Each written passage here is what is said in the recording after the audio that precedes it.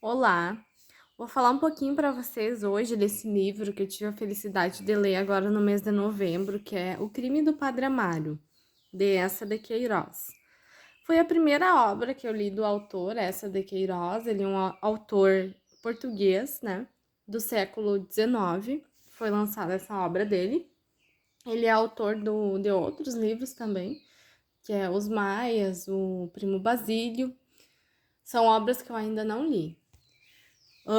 Inclusive, peguei ele por indicação do professor Rodrigo Leão. Quem quiser dar uma olhadinha no canal dele no YouTube, muito bacana. Ele indica conteúdos de livro e fala do cotidiano, mesclando com as leituras que ele fez na semana.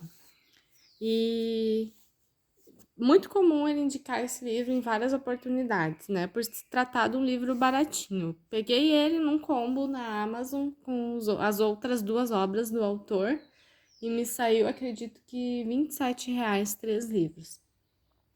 Mas enfim, esse livro me tomou um certo tempo que não costuma me tomar outras leituras que eu faço.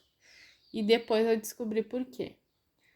Normalmente a minha média é de 3 a 4 livros por mês. Esse eu li num único mês. Na verdade, terminei ele ontem, né? Levei todo o mês de novembro para ler. Terminei ele ontem, então ainda alguns dias de dezembro. Ele não é considerado um livro grande. Eu não considero um livro grande. Um livro de 400 páginas, para mim, é um livro tranquilo de ler. Eu leio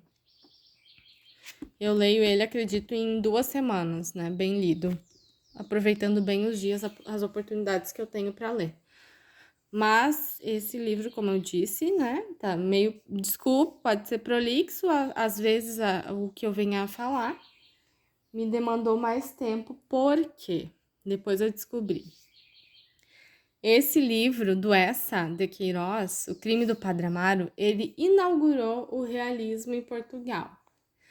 Portugal, antes do realismo, o que predominava eram as leituras do romantismo, né, na primeira metade do século XIX.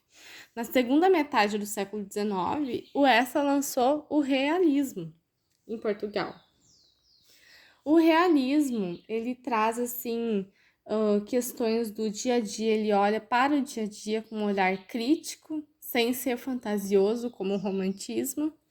A gente diz que o realismo, ele olha para o cotidiano como o cientista olha para a natureza, e é exatamente isso.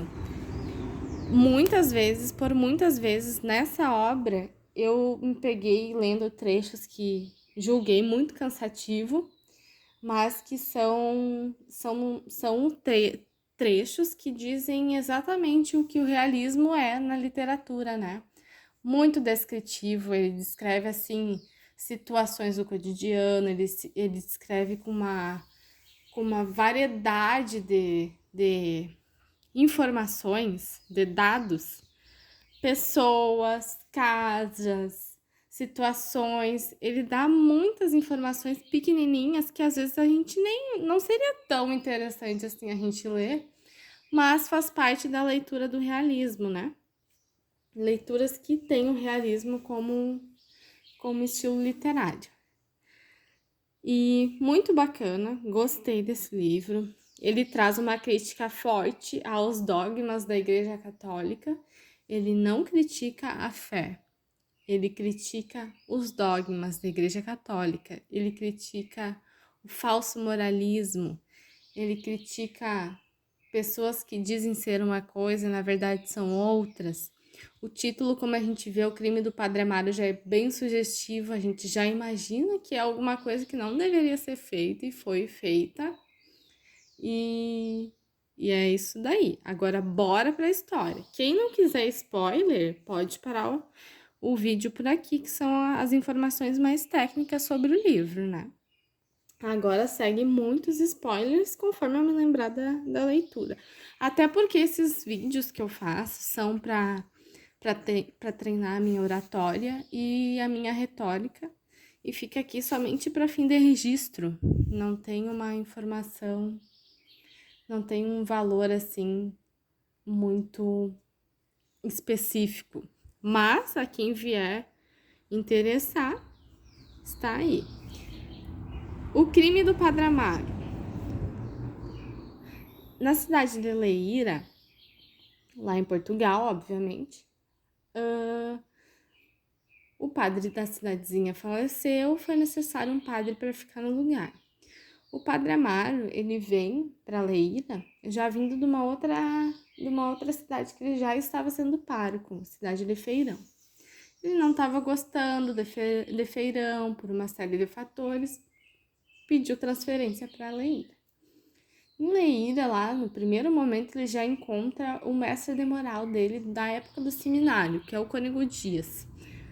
O Cônego Dias já indica para ele morar na casa, que é um sobrado, né, da senhora Janeira, e o cônego diz ainda que a senhora Janeira vive lá com a filha, elas são tratadas como santinhas, né, o que a gente pode dizer que são beatas, na verdade, e elas vivem lá como santinhas, né, alugam a parte de cima do sobrado para ganhar um dinheirinho extra.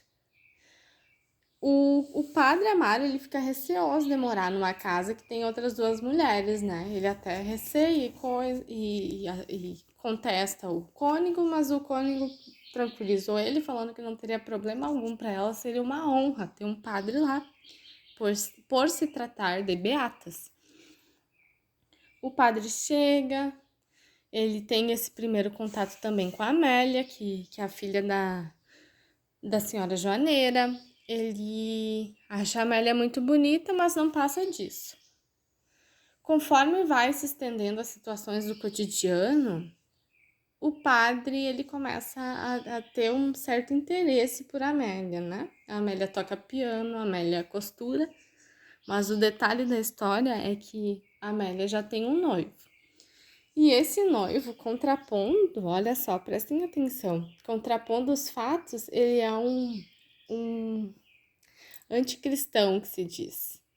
Ele não gosta de nada que seja assim de cunho religioso, ele vai contra os falsos moralistas, ele considera que o clero, na verdade, nada mais é do que um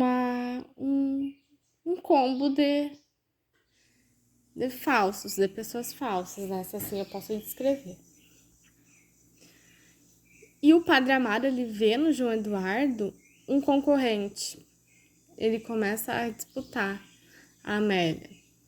Enfim, até que acaba que, porventura, de alguma situação que eu não consigo me recordar, o João Eduardo se separa, termina o noivado com a Amélia. Entre muitos e muitos fatos descritivos, típicos do realismo, o Padre Amaro começa a manter um caso com a Amélia. Ele usa muito da parte religiosa para alegar a Amélia que aquilo não é um crime, que aquilo não é errado. Ele usa o abuso moral, né? Ele abusa da moralidade que ele deveria ter, mas não tem, afetando assim o psicológico da Amélia e fazendo ela conceder todas as vontades que o padre tem, que é se satisfazer carnalmente. A virada da chave da história, a Amélia engravida e o futuro dessa criança é incerto, né?